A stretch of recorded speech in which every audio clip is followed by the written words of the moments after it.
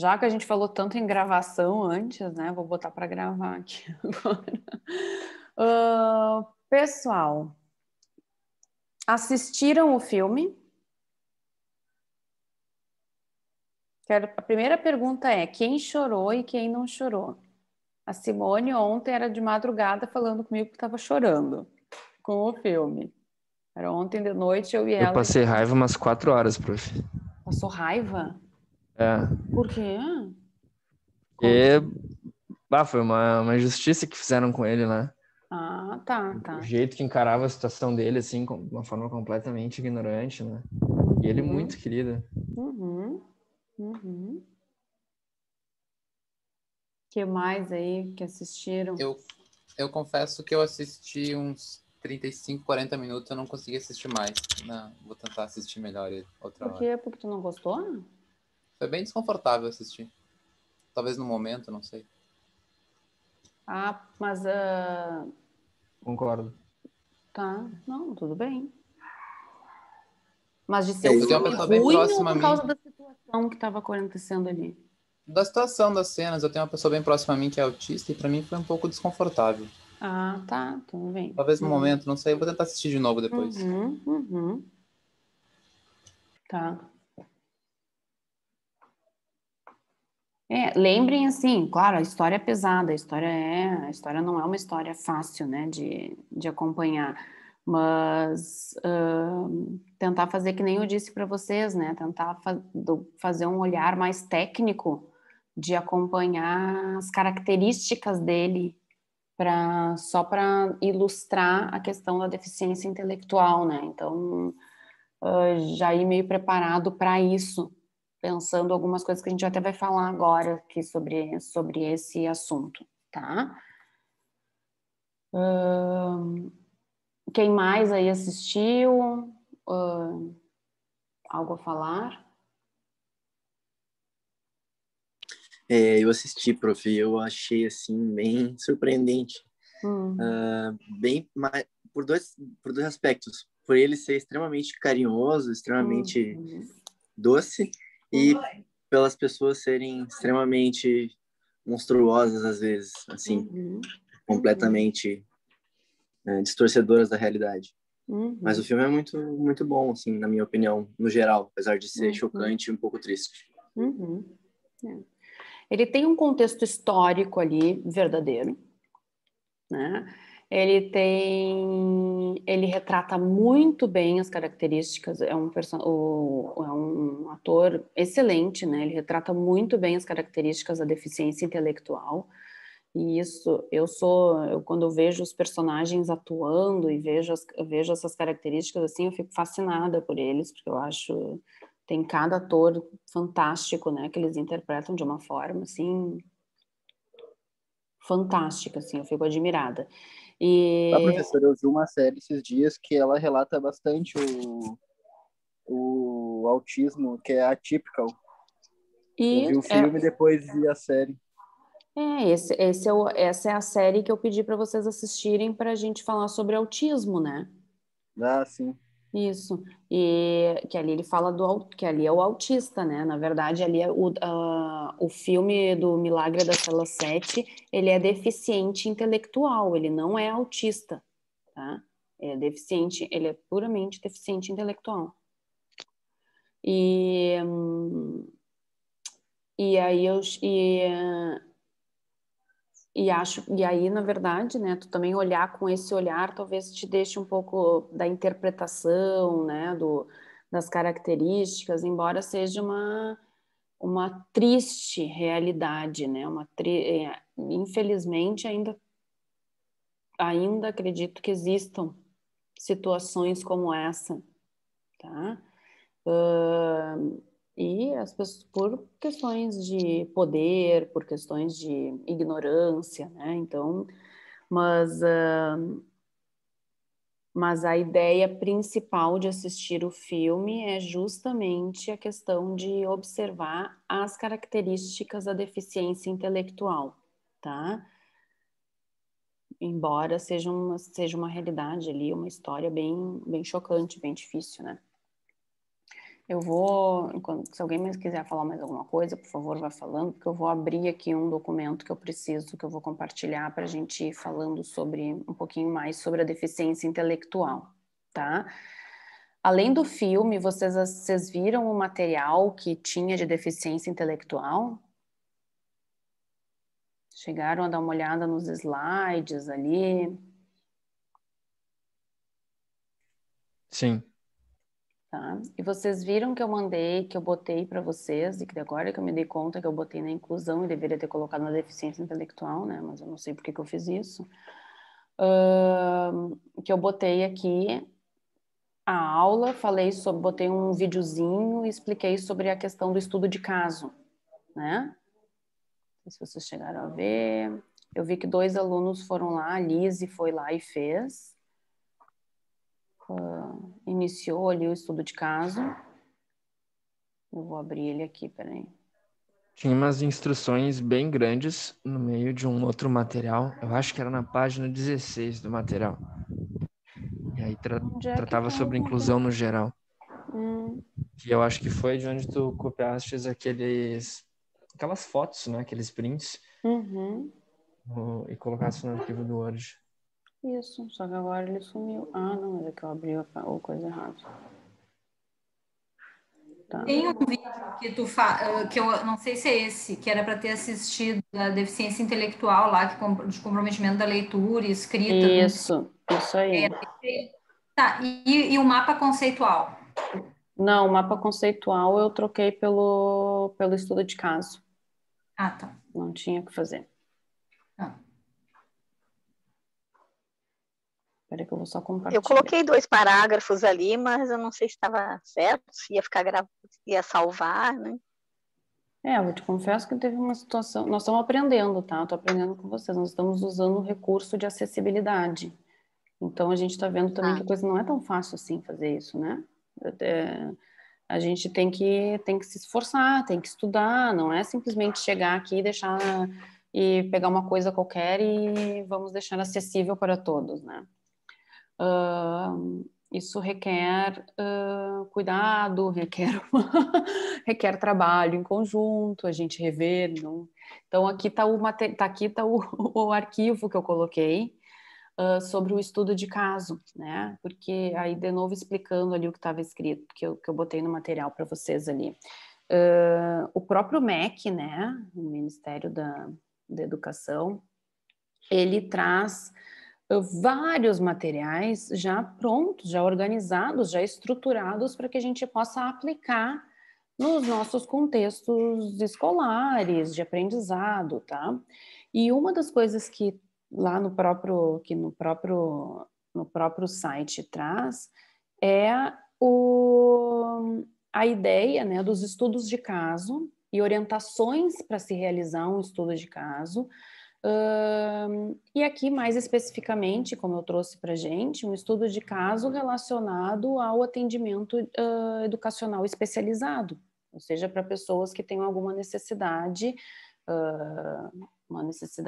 que seja em alguma situação especial, né, especializada em algo.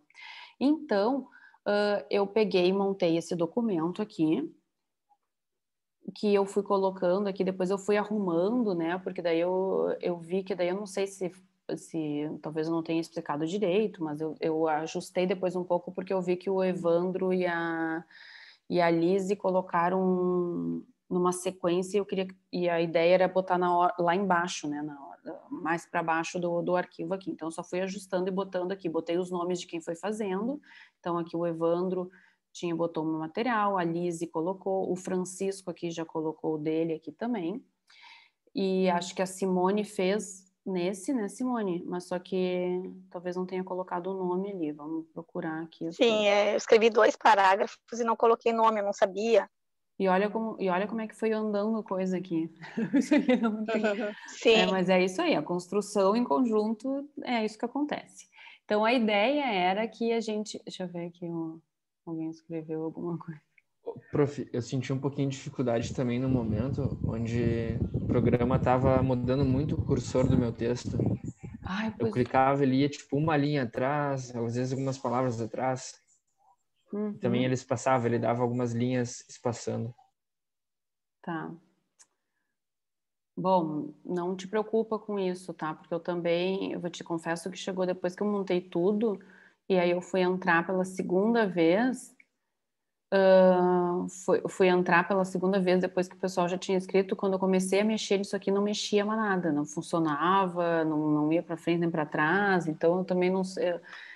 Eu queria testar isso e queria ver se ia funcionar, né? Acho que é uma disciplina onde a gente vai a disciplina esporte adaptado, a gente vai tentando adaptar as coisas, vai tentando deixá-las acessíveis, vai tentando fazer coisas diferentes e mostrar para todo mundo poder acessar e acompanhar, mas a gente vê que existem falhas e que tem momentos que não dá certo e que eu também não sei usar algumas coisas da tecnologia, estou aprendendo junto com vocês, tá? Então fiquem bem tranquilos quanto a isso. Bom dia, tudo bom? Bom dia, tudo e contigo. Não sei, tudo bem, uma dica, né? Isso aí não é o Drive, né? É o OneDrive do Google, né? Ou como é que é? Esse que tu tá usando aqui, se tu tentar criar um link, um negócio no Drive em si mesmo, sabe? Que tu só vai, daí tu compartilha o link e daí cada um pode ir escrevendo no Drive lá, um documento, assim. Mas esse aqui é o do Office 365, do Drive, do meu Drive da PUC. Tá, então é isso, porque realmente ele fica todo, não fica organizado assim, né, que nem os colegas falaram. O Drive em si, tu cria um documento do Word, tu consegue ir escrevendo direitinho, assim, ele fica mais organizado, ele é mais fácil de mexer, né? Tá. Como assim, no Word normal, tu diz? Não, é o documento do Word, só que é do Drive, entendeu? Acho que é do Google Drive, no caso. Isso, do Google Drive, Isso, não é do pacote Office, é do Google Drive. Tu cria um documento lá e daí tu consegue ir escrevendo bonitinho, assim, fica bem mais organizado, né? Aí só cria um link do Drive e daí tu... Não sei, né? São ideias. Eu sei que ele é melhor de usar que esse aí. Boa. Ele fica melhor de usar do que esse aí. Eu acho que o colega tá falando do Google Documents, eu acho. Google que é o aplicativo, é o aplicativo do Google que tu usa para fazer os teus arquivos de texto, e aí tu pode compartilhar ele e as pessoas podem alterar ele em tempo real. Isso, boa, é isso mesmo. Na verdade, olha, para ser bem sincero, eu achei que isso era praticamente a mesma coisa. Minha ignorância. Não, ele é muito parecido a forma de usar assim, só que ele é mais fácil de usar, ele fica configurado, enfim. Esse aqui realmente ele tem problema de configuração e tal. Ele também achei, né? Ele é meio lento, pelo menos para mim eu achei. Tu vai lendo ali, meu Deus, ele demora também tô achando. Mas, enfim, é só uma ideia. Não, gostei da tua ideia. Vamos fazer um teste pro próximo com o outro. Porque já estamos vendo aqui, a gente já tá, a gente já tá aqui, a gente pode montar um relato para a ouvidoria e mandar para eles dizendo que tá muito lento esse Office aqui, que a gente não tá muito funcional para acessibilidade das pessoas, né? Então a gente já podemos fazer uma queixa coletiva. O Drive, onde é que tá esse documento? Cuidar se não vão apagar, né? Em atividades avaliativas, Dani. Tem que cuidar o quê, Fê? Então, o Google Drive, tem que cuidar, que eu não sei se o colega pode apagar sem querer o que o outro escreveu, entendeu? Se não me engano, é um uso simultâneo de todos.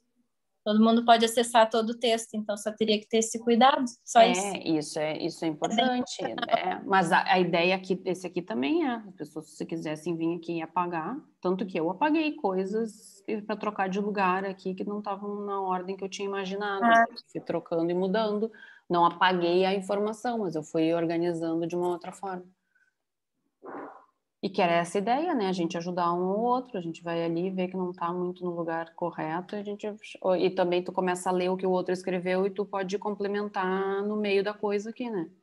No meio das coisas tu pode complementar com outras ideias no próprio texto que o colega foi fazendo, essa era a ideia também. Mas enfim, tá? Um aprendizado. Não se preocupa quem não fez, quem não botou isso aqui, tá? é uma atividade de fixação, eu queria que vocês começassem para que a gente pudesse continuar em aula, então a gente está fazendo isso aqui em aula, todo mundo aqui participando, eu espero que agora todo mundo traga suas contribuições também, tá? Mas eu vou novamente explicar aqui a questão do estudo de caso, porque essa é a ideia também, e o estudo de caso, ele já traz um roteiro que já nos leva a pensar nas características da deficiência intelectual, nesse caso que a gente está aqui, tá? Ela pode ser usada para outras deficiências também, ou para outras necessidades especiais, mas aqui nós estamos focando na deficiência intelectual, tá? Então, a ideia era que cada um pudesse completar o estudo de caso com no mínimo 200 palavras, então eu botei as instruções aqui, né? A identificação do caso era o personagem Momo e o tipo de deficiência que ele tinha era deficiência intelectual, tá? E aí eu só quero ir ali para os quadradinhos antes de ir para aquele documento ali, ó. Por que esses documentos estão tudo truncados agora? Cadê os outros? Vocês apagaram. Subiu! Meus cortes, recortes.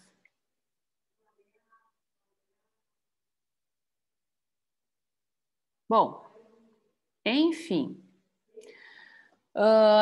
Eu fiz uns prints, e os prints desses aqui tá num documento ali dentro do bloco de inclusão, que é o do estudo de caso. Então, esse documento traz toda a explicação da importância e do que a gente deve, no que a gente deve se basear para montar um estudo de caso e compreender como é que é o funcionamento daquela pessoa, daquele indivíduo específico, e perceber ali quais são os recursos que ele precisa para poder fazer também indicação de coisas que talvez no ambiente onde ele vai aprender não tenha o recurso necessário para ele, e também para poder chegar a um consenso se aquela pessoa ela precisa de um atendimento especializado, educacional especializado ou não, tá? Porque, de novo, como eu disse para vocês, né, o atendimento educacional especializado, a pessoa que tem a necessidade, a pessoa que tem a deficiência, a pessoa que tem alguma necessidade especial, ela tem que querer, ela não é obrigada a ter, tá? Ela tem que querer aquilo ali. Não é obrigatório, mas é obrigatório a instituição oferecer. A instituição precisa oferecer. Mas se a pessoa vai aceitar ou não, isso é uma decisão particular. Ela não é obrigada a aceitar, tá? Isso é um ponto importante de a gente pensar. E aí, quando vem o estudo de caso ali com essas ideias, ele traz um roteiro. E esse roteiro ali, antes desse, tinha mais um quadradinho aqui antes desse que aparece cuidados especiais, higiene e alimentação, que é o roteiro traz inicialmente as propostas de ideia com relação, primeiro, à linguagem, né? Como que a pessoa se comunica? Como essa pessoa se comunica? Ela consegue se fazer entender e ela consegue entender o que as pessoas falam? Então, esse era era a primeira ideia ali do roteiro que trazia de sugestão. E aí eu pergunto para vocês, tá? Quer dizer, deixa eu ler aqui, vamos ler antes o que está escrito aqui do pessoal que foi falando, tá? Não se preocupem, independente se está certo ou não. Mas aqui, ó, personagem Momo, o personagem, né, que é ele, apresenta uma deficiência intelectual e uma idade mental baixa da sua cronológica. Fato esse que interfere em todos os âmbitos da vida do personagem. Ótimo, tá? E aqui já vem um ponto que é um dos critérios, existem 3 critérios que precisam ser satisfeitos para que a gente possa fazer o diagnóstico de deficiência intelectual. E um dos critérios está nessa frase aí. Qual é o critério? A interferência em todos os âmbitos da vida. Na verdade, tem 2 critérios aqui. Francisco já foi além do que eu estava imaginando. interferência nos âmbitos da vida, né? Que esse, na verdade, é o prejuízo no funcionamento adaptativo do indivíduo. Então, aquilo que se espera que ele se adapte a determinada idade, que ele tenha condições de fazer em determinada idade do desenvolvimento, ele não consegue, ele tem comprometimento, ele não consegue realizar determinadas coisas, como por exemplo, cuidados com higiene, né? Então, vamos pensar ali com 8 anos de idade, espera que a criança já não use mais fralda, que ela consiga pedir para ir ao banheiro, que ela consiga se limpar sozinha. Então, uma pessoa que tem 8 anos, uma criança que tem 8 anos, que usa fralda, que faz necessidades nas calças, não pede, não vai ao banheiro, não consegue se limpar sozinha, ela está mostrando um comprometimento nos cuidados com a higiene naquele momento. Agora, uma criança com 2 anos de idade que usa fralda, que não se limpa sozinha, é o esperado, né? Com 2 anos de idade, tu espera que a criança ainda não se limpe sozinha, que ela peça ajuda e que ela precise de ajuda e que ela use a fralda ainda. Ela está num processo ainda de logo começar a retirar a fralda. Então, a gente tem que sempre se localizar na situação, no ambiente, na fase do desenvolvimento que a pessoa está, para ver se aquilo ali é o esperado ou não é esperado, para a gente poder, então, entender que existe algo que compromete. Então, vamos pensar assim, uma criança de 8 anos, de novo, que vai para a escola e que faz xixi, cocô nas calças, por exemplo, não consegue pedir, não aprendeu, não conseguiu desenvolver esse funcionamento adaptativo que é esperado nessa idade, o que tudo isso, o que essa característica, essa situação pode causar dentro do ambiente escolar? Constrangimento ali para ela. Constrangimento para ela. O que mais?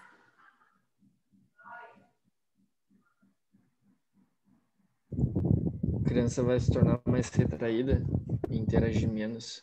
Pode se tornar retraída, interagir menos, né?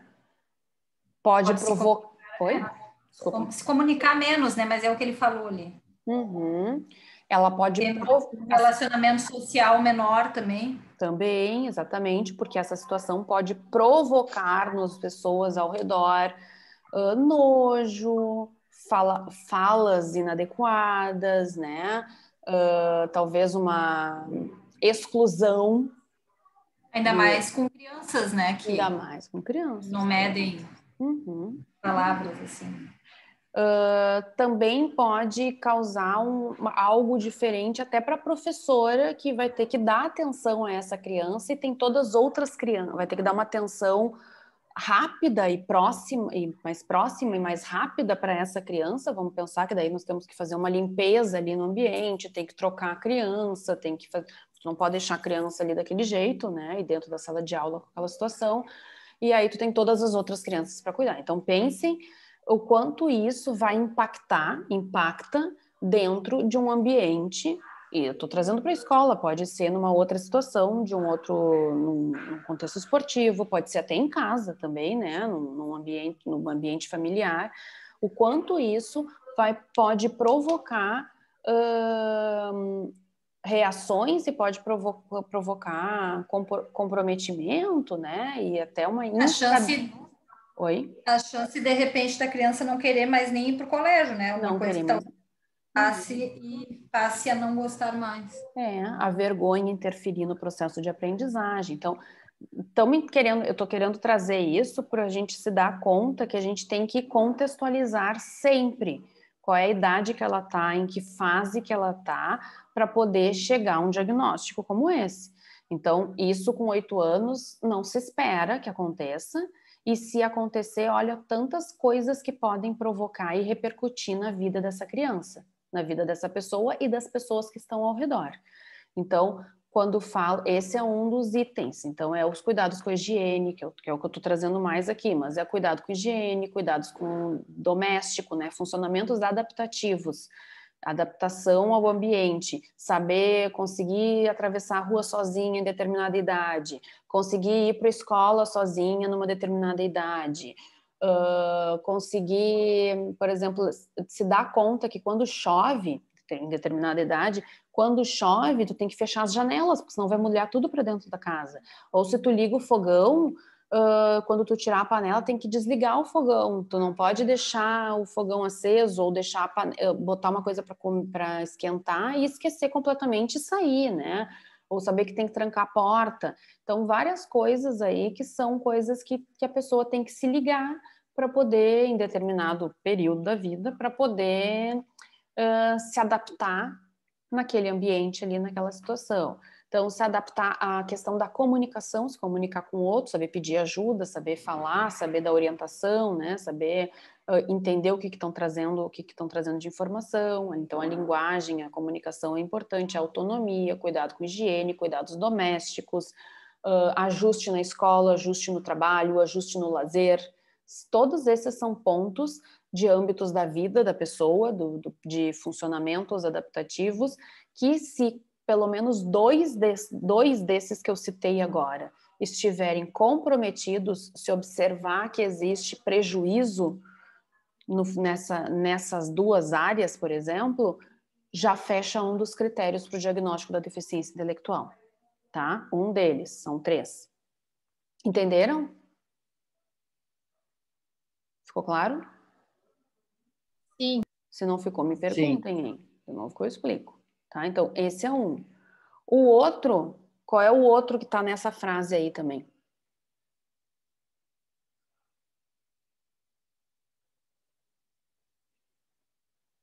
O outro critério para deficiência intelectual que está nessa primeira frase aí também. A questão da idade dele. Isso aí. Porque a pessoa com deficiência intelectual, ela tem um QI abaixo da média. Então, abaixo de 70, né? A média de QI, ela é de... E aqui eu estou trazendo o número para deixar um pouco mais claro, tá? Mas a gente não se baseia só no número. A gente vai fazer o teste de QI para a gente ter uma ideia de como é que ela tá, e a partir do que aparece no teste de QI, a gente poder complementar com informações da escola, com informações da família, com informações dos ambientes, com a observação dentro daquele ambiente, tá? Então,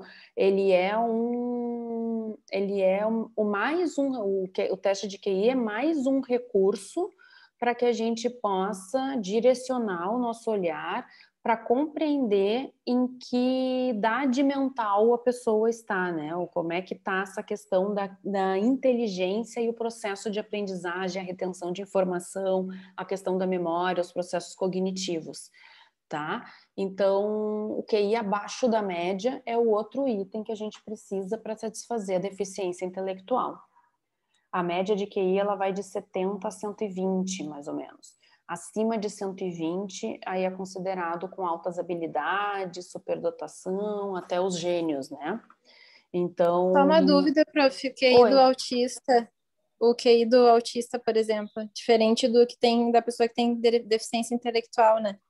Porque o autista pode ter o QI maior, né? Pode, o autista pode ter um QI maior, mas aí a questão do autista tem o seguinte, muitas vezes o autista, dependendo do espectro, de onde ele está no espectro, né, do autista, muitas pessoas que têm autismo, a grande maioria dos autistas apresenta deficiência intelectual associada. Tá? Mas isso não é regra. Diferente, por exemplo, da síndrome de Down. Todo mundo que tem síndrome de Down tem deficiência intelectual associada. Tá? O autista não. O autista não tem essa regra, todo mundo que é autista tem deficiência intelectual. Mas a grande maioria apresenta. O grau mais leve, digamos assim, do espectro do autismo é o que são as pessoas que têm determinados comportamentos que são próximos, né, que são observáveis, comuns em pessoas que têm autismo, nos autistas, né, que faz parte daquele espectro ali, e muitas vezes está relacionado à questão da forma de comunicação, ou então da interação social, mas eles apresentam um grau bem elevado na inteligência para determinados assuntos, para determinadas ideias, para determinado assunto que ele se interesse. Lá no Atypical, quem assistiu ou quem está assistindo aí, era a história das tartarugas lá, né? Que ele tinha... Pinguins. Hã? Não era tartaruga? Pinguins, ele ama os pinguins. Os pinguins, isso. Ele ama pinguim. Então, ele sabe tudo de pinguim, tudo que tu possa imaginar, né?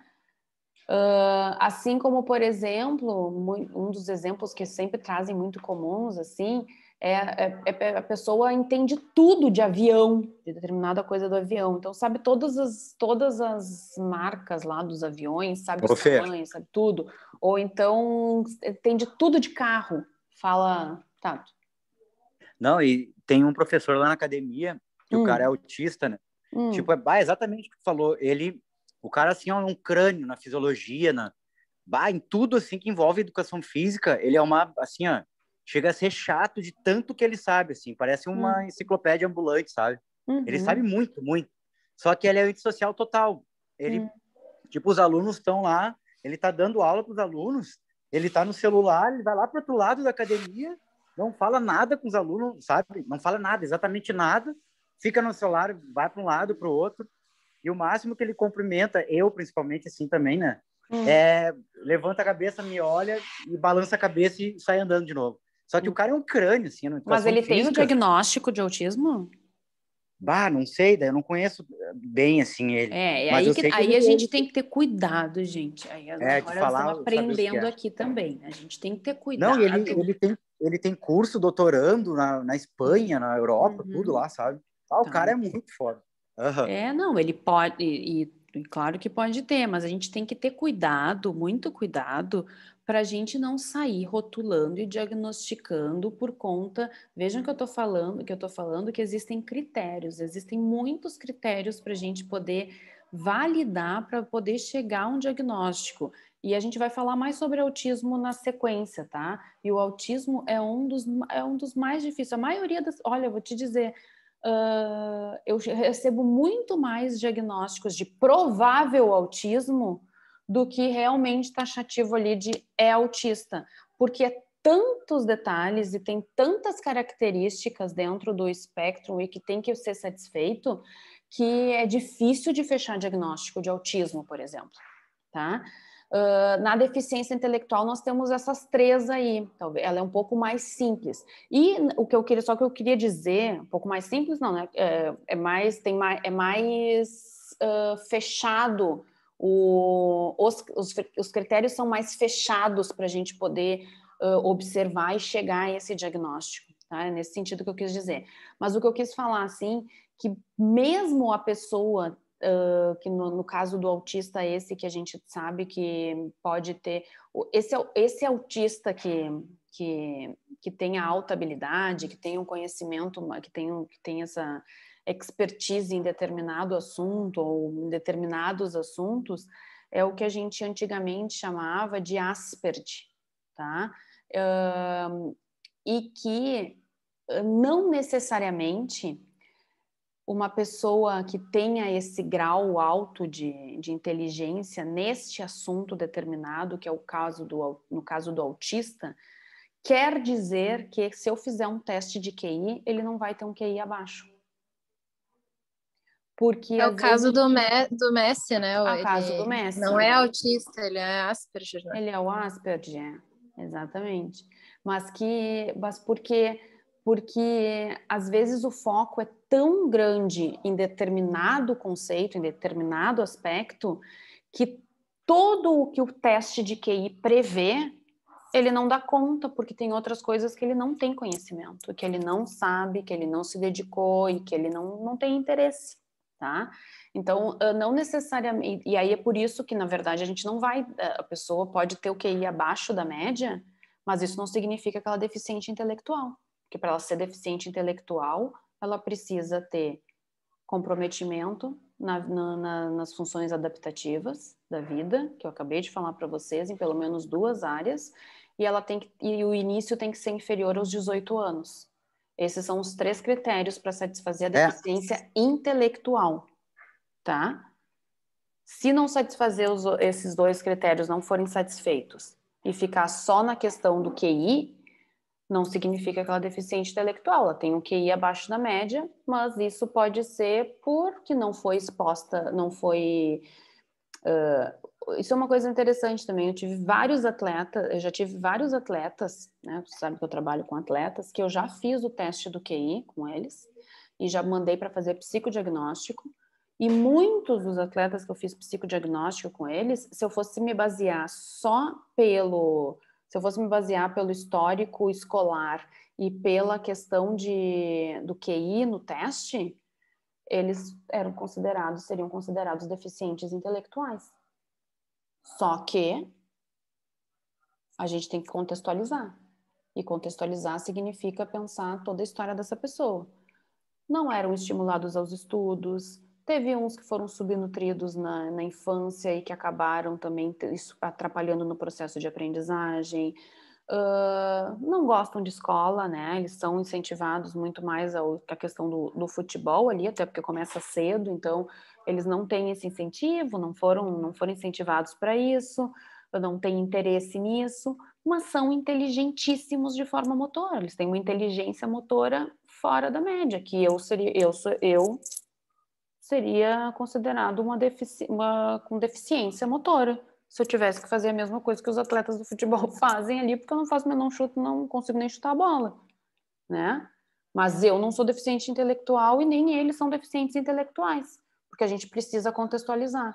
Então, o teste nos dá algumas ideias, nos dá um norte, nos dá alguns indícios para serem investigados, mas a gente não pode, eu já vou te passar, a gente não pode se fechar no valor de um teste e a gente precisa expandir isso, por isso o estudo de caso e por isso que eu estou trazendo isso aqui para vocês, tá? Tato, antes de tu falar, o Francisco tá com a mão levantada, daí tu já fala, tá? Fala, vai ser coisa rápida. Essa questão da contextualização, ela é muito importante, né?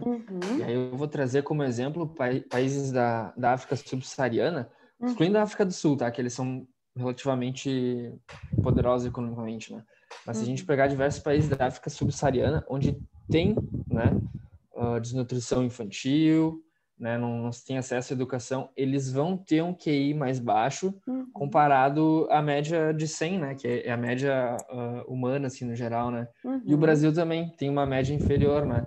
E aí, tipo, a gente tem uma nutrição melhor, né? Mas também não tem o estímulo correto, né? Então, tipo assim, aí tu vai acreditar o contexto social da pessoa, tu vai acreditar uma doença da pessoa e ignorar o contexto social, não dá assim, a gente tem que contextualizar bem, né? Só vou te corrigir, não, a gente não fala doença, é deficiência, tá? Não é uma doença. Tá. Perdão, eu usei doença para qual sentido? Não sei, eu entendi, é que eu não sei se eu escutei certo, é que eu entendi que tu estava falando da deficiência, que eles têm o que abaixo da média, que não sei o que, e aí tu falou da doença, e eu entendi que tu estava querendo se referir à deficiência intelectual. Isso, deficiência. Tá? Cuidar, porque não é nenhuma deficiência é doença, né? Não tem doença, a gente tem cura, a gente tem remédio para isso, né? Não tem remédio para deficiência intelectual, não tem remédio para deficiência física. Tá pra gente só cuidar disso. Não, eu até entendo assim, tipo, mas ambas são déficits na funcionalidade, né? E a cura não, acho que não é um ponto bom assim para definir, né? Mas talvez a possibilidade de intervenção não, né? Também pode ser. Porque que eu entendo que tem um sentido assim um pouco mais, tem uma carga mais negativa para a palavra doença. Então, por isso eu acho válido assim de usar a deficiência. Que a gente tem que ter cuidado com isso, justamente por conta de que o conceito de doença ele é diferente do conceito de deficiência. E a gente não pode usar, e muitas vezes as pessoas usam como sinônimos. Assim como às vezes falam, a pessoa tem um problema. Eu não tenho um problema, eu tenho uma deficiência. Todo mundo tem problema, todos nós temos problemas.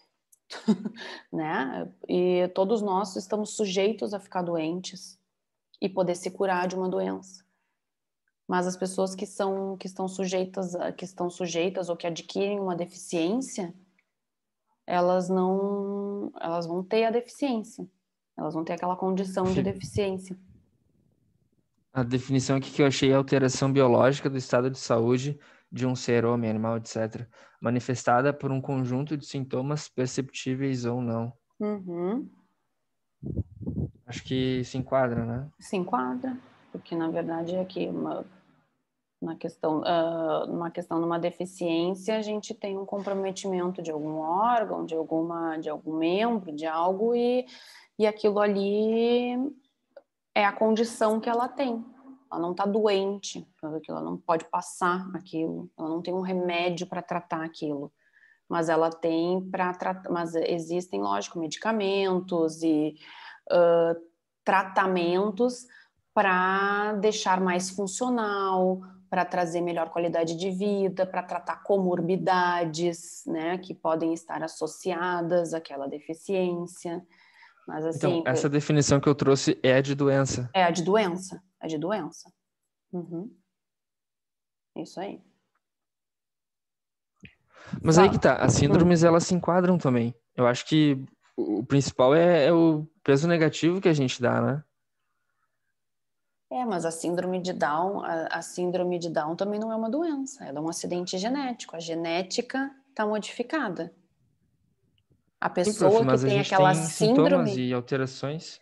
Mas tu não tem sintomas por conta, por exemplo, a síndrome de Down.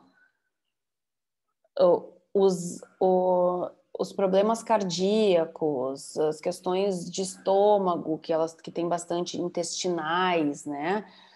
Tu não tem um remédio. A síndrome de Down, ela é um acidente genético. Tu não tem um medicamento ou um tratamento para ir lá refazer o cromossomo ou mudar o cromossomo. Então ela não é uma doença, mas o que provoca, por exemplo, alterações cardíacas, alterações intestinais, isso sim vai ter que usar o medicamento, mas o medicamento não está sendo usado para tratar a síndrome, mas sim para tratar as comorbidades que estão... Deu para me entender? Vocês estão me entendendo? Estão conseguindo me acompanhar? É a raiz ali que não é tratada, né? A raiz não é tratada. Como, por exemplo, um câncer, que tu vai lá e vai fazer um tratamento para o câncer para diminuir o tumor. Onde é que está aquele câncer? Tu vai fazer a radioterapia, vai fazer a quimioterapia para diminuir o tumor, vai atuar diretamente ali no tumor, no câncer, onde ele está. E tu vai tomar outros medicamentos para aliviar a dor, aí tu começa a fazer aquele tratamento e começa a aparecer outras coisas em função do tratamento, aparece úlcera, aí tu vai tratar a úlcera, então tu tá tratando uma doença específica naquilo.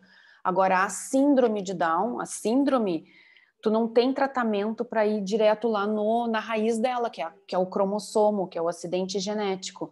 O que tu tá tratando, que tu vai tratar, por exemplo, que a gente pode dizer que está usando medicamento para determinada coisa, ou o próprio autismo, por exemplo. Muitas pessoas autistas têm convulsões.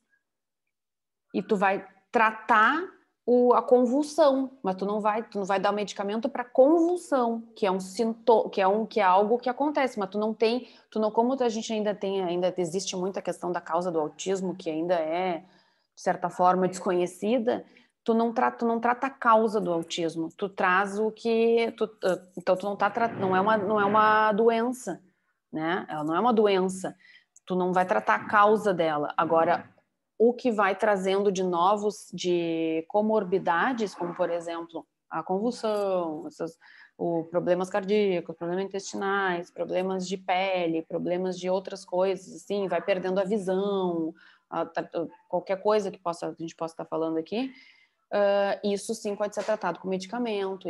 Isso são as comorbidades que são consideradas doenças, né? Patologias que vão sendo adquiridas ou que acompanham a deficiência, tá? Deu para entender isso?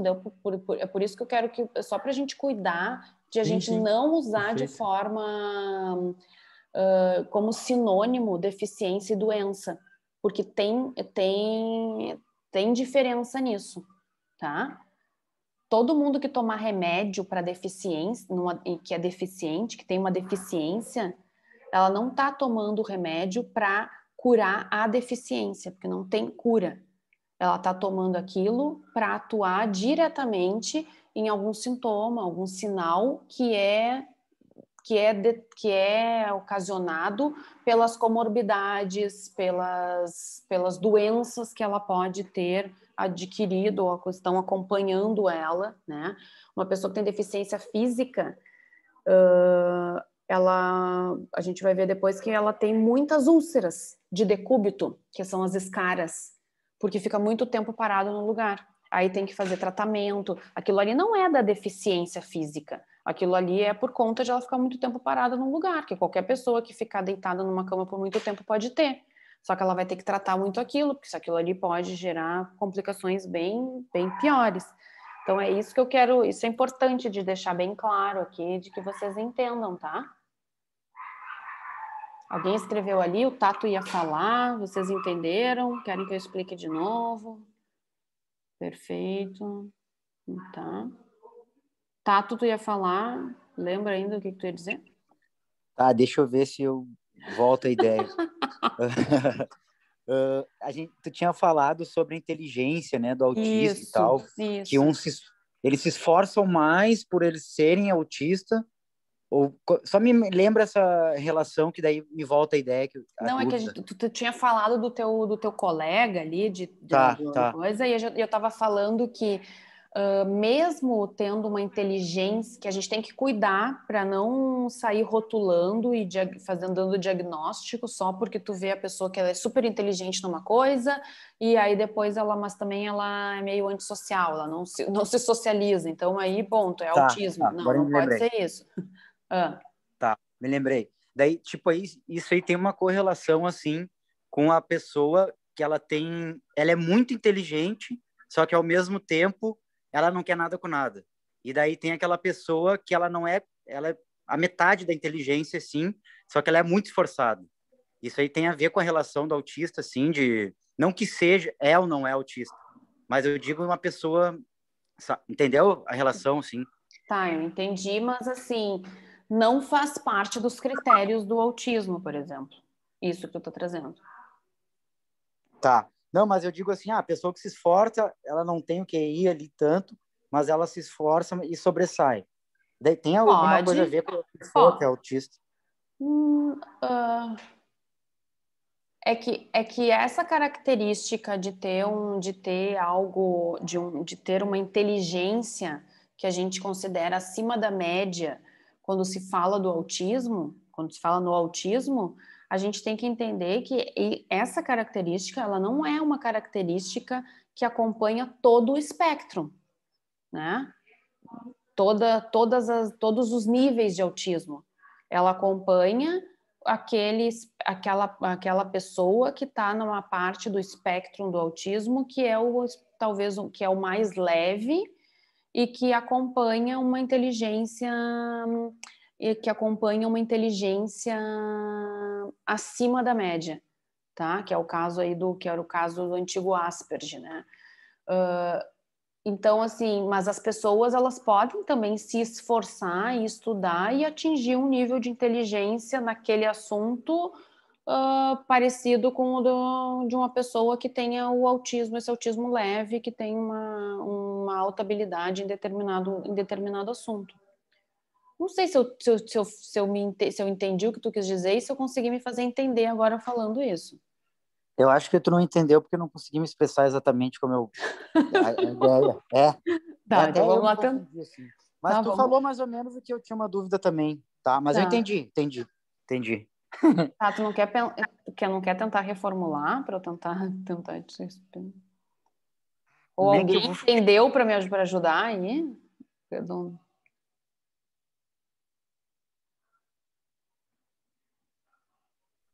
Não, deixa assim, prof, não dá nada, deixa assim. De repente eu viajei na minha ideia aqui, mas daí tu colocou uma coisa que eu também estava em dúvida, mas tá de boa. É isso aí. Ai, Tato, desculpa. Capaz, prof, não, capaz. Eu que mirabolei uma coisa na minha cabeça aqui. Tá, se tu lembrar de novo ou pensar, tu vai me dizendo, tá? Que daí a gente vai tentando ajustar, tá? Quem sabe na minha fala aqui adiante chegue a uma conclusão aí. A gente chega a uma conclusão. Tá? Então, aqui, os 3 critérios de novo, só para a gente fechar os critérios, é o início inferior aos 18, QI abaixo da média e o prejuízo no funcionamento adaptativo, tá? Em determinadas áreas ali da vida da pessoa. Então, isso já está aqui na primeira frase lá que foi falada, né? Então, mora com a avó e com a filha. O personagem, né, apresenta um vocabulário um pouco restrito e vivências de mundo restritas também, com uma inteligência social baixíssima, episódios catatônicos quando entra em situação muito estressante e um quadro de impulsividade oriundo também das situações estressantes e principalmente de injustiça contra ele mesmo ou familiares, tá? Vou parar aqui. Já trouxe aqui um dos itens importantes do diagnóstico, né, e de a gente observar, que é a questão da linguagem, né? Então, traz aqui um vocabulário pouco restrito, vivências de um mundo restrito, uma inteligência social baixíssima, e aí eu quero ouvir de vocês, onde é que vocês veem essas características, exemplos no filme, o que mais falar sobre a linguagem? Ele conseguia se comunicar, ele conseguia se fazer entender e ele conseguia entender o que os outros falavam? A linguagem era só oral ou ele tinha outras formas de se expressar na linguagem, na comunicação? O que vocês lembram disso? O que vocês podem falar sobre isso a partir do personagem? Ele falava direto aqui, mas daí era uma comunicação com a filha, né? O lingo aquele. Ele falava. Ele criou, aí, né? Ele desenvolveu uma linguagem própria com a filha, né? E aquilo ali tinha, se vocês viram aquilo ali foi uma forma que ele desenvolveu. Não é uma linguagem formal, né? Então, assim, aquilo ali é uma linguagem construída para ele se comunicar com a filha e que tem significado e tem afeto só com a filha. Porque se ele for falar aquilo com outra pessoa, a pessoa não vai entender. Não é isso? Exato. Então, existe uma linguagem que ele desenvolveu com pessoas de vínculo, próxima. Mas isso, que tanto ela que tem uma cena que quando ela tá lá para visitar ele, né? No presídio, ela da avó e começa a gritar, acho que é lingo-lingo, né, que ela grita, não lembro. Isso, e ele fala girafa, né? Né? Girafa ou garrafa? Acho que é garrafa. Garrafa, Eu já troquei o pinguim por tartaruga, agora a girafa pela garrafa, tô bem com os animais aqui, tá? Mas, então, existe existe uma linguagem, mas é uma linguagem... todas as vezes que eles se reencontravam, eles falavam isso. Isso, mas ele também tem as linguagens criadas e que elas não são funcionais. São funcionais para o vínculo com a filha, mas para o dia a dia não é, né? Então, isso é importante, isso aí são detalhes importantes, características importantes. Que mais que a gente pode muitas falar? Vezes, em outras situações, né? Sei lá, tu tem um aluno síndrome de Down que talvez não se comunique tanto, por muito incentivado, mas as pessoas da casa entendem, né? Exatamente, vão criando as suas estratégias de compreensão ali, essa linguagem, né? Fala, Felipe.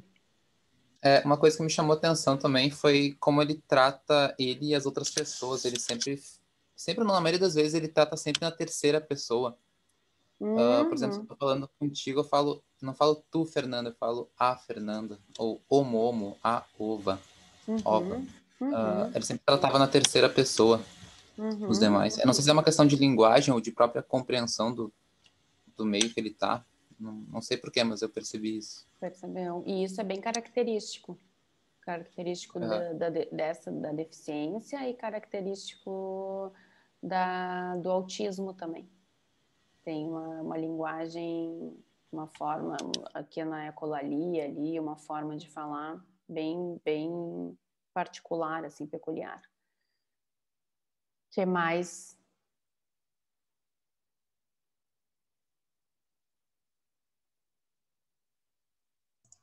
Eu coloquei ele mais adiante, mas a questão dos movimentos catatônicos, eu acho, né? Aqueles movimentos estereotipados e descoordenados que ele fazia, que eu observei que acontecia quando ele estava sob um momento de estresse ou muita informação, muita coisa que ele tinha que processar, muita Muito coisa que ele tinha que lidar. Né? Ele Mentalmente. batia as palmas e fazia umas coisas.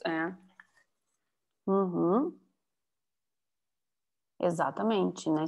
E aí se comunicava, expressava muito com o corpo, né? Nessas situações.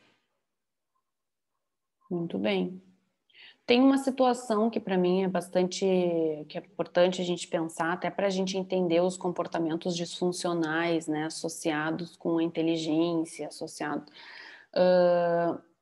e até entender umas coisas que ele compreende, coisas que ele não compreende. Por exemplo, quando ele vai com a filha e passa pela loja e a filha demonstra um interesse pela mochila, tá?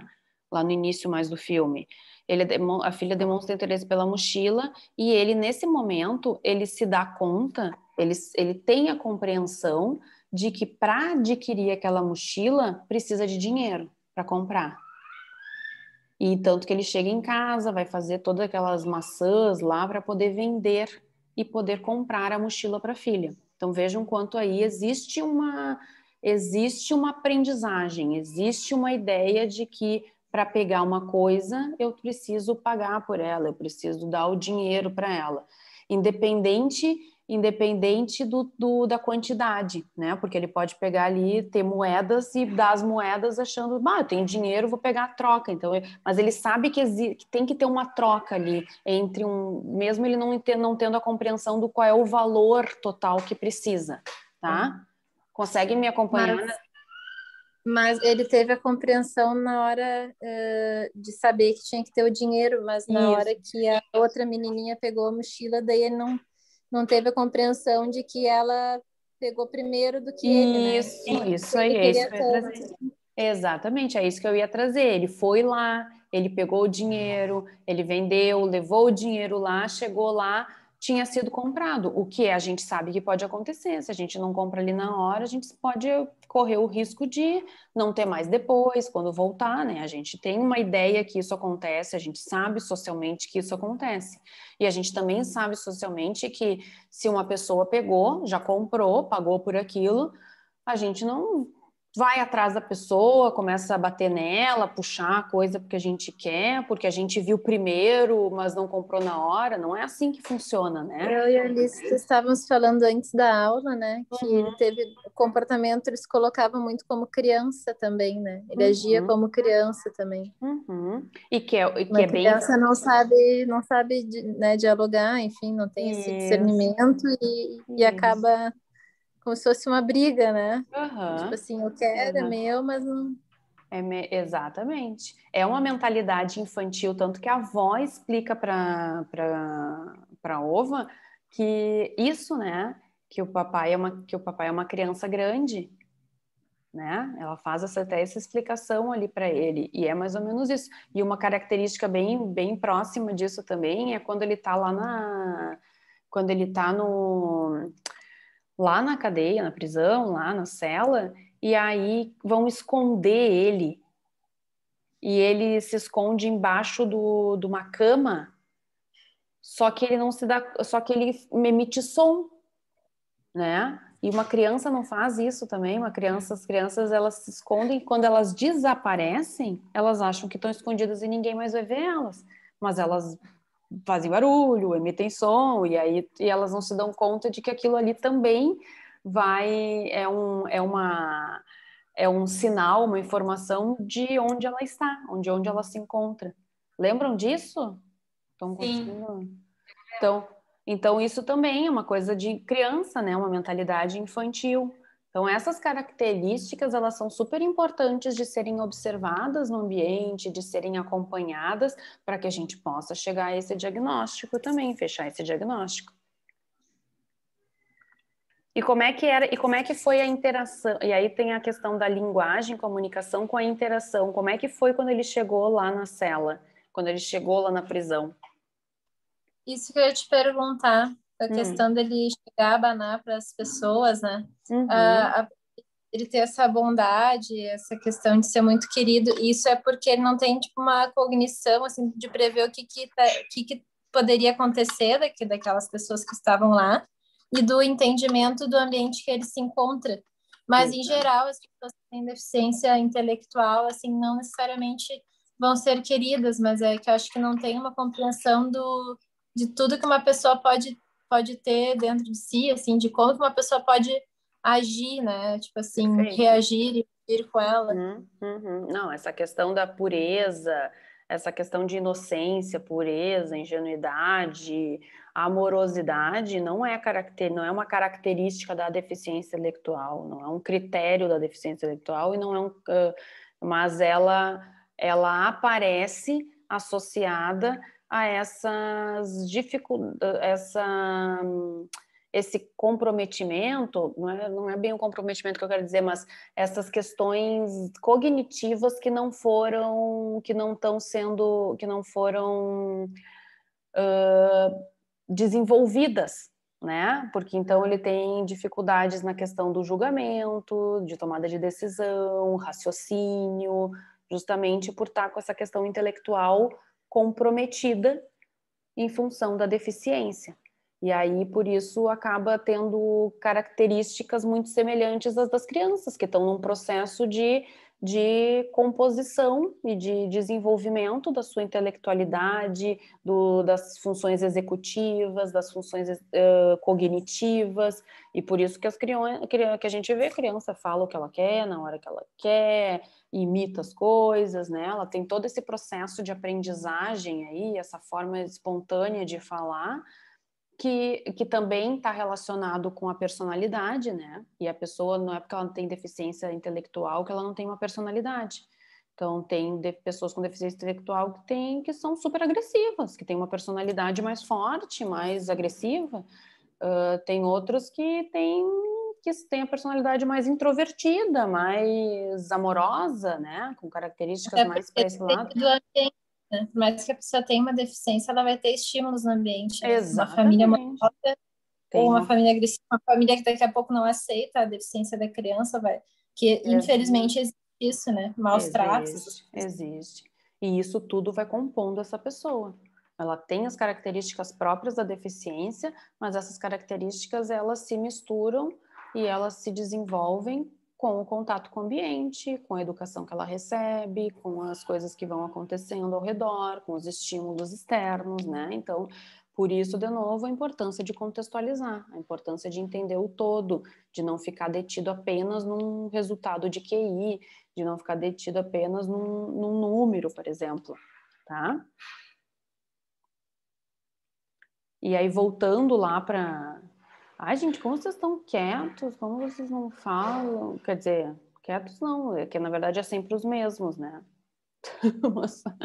mas enfim... Ele tinha ali, na condição dele, assim, ele tinha ideia de que ele estava num ambiente, tipo, numa prisão, que é um ambiente pesado e tal. Porque ele se referia a eles como amigos, né? Ah, meus amigos. Então, não sei se ele tinha ideia de como que era lá. Isso assim, né? Às vezes parece que sim, às vezes parece que não, né? Não fica bem claro, assim, fica claro em algumas situações, algumas situações ali do filme, em outras nem tanto. Você lembra quando ele vê a forca? Eu já ia falar, quando ele viu a forca. Sim. Ele se deu conta de que alguma coisa ia acontecer, né? Sim, e eu acho que até no julgamento também, né? Que ele se mostrava nervoso, né? Exatamente. E eu acertei que aquele outro senhor ia no lugar dele na hora da morte. Falei pro meu marido, ele vai morrer no lugar dele. Pois então, tem uma loucura aquilo ali, tem toda uma... Então, mas o que a gente percebe ali naquele período, e aí isso é super importante para a gente aqui, como professor, como formador, como profissional, né, a área. vocês viram que a forma, quando ele chegou na prisão, a forma como as pessoas falavam com ele ou falavam dele era toda de um jeito que ele não conseguia se encaixar naquele ambiente. E que as pessoas não conseguiam compreender, não conseguiam incluí-la naquele ambiente. Até o momento em que eles começaram a se dar conta de que a forma como ele falava com o colega ali não era a mesma forma que ele deveria falar com essa pessoa ali, que eles precisavam mudar um pouco o jeito de interagir, ou a forma de explicar para eles coisas, ou a forma de mostrar coisas para ele, para que ele pudesse ter uma compreensão melhor. Vocês conseguiram se dar conta nessas sutilezas que aconteceram ali, né? Na ingenuidade do Momo, ele pulou em cima do cara que estava apontando uma faca para o cara, e aquele cara que ele apontou a faca era um dos que falava um monte de coisa ruim para o Momo ali, né? Que falava coisa. E aí ele viu nessa ingenuidade dele, ele começou a ele acaba se dando conta do quanto tinha que ser alguma coisa, tinha que ser diferente ali, que ele não era igual e que precisava de uma outra forma de comunicação e de mostrar o que tinha que fazer. Quando ele pediu a folha também daquela carta, né? Isso.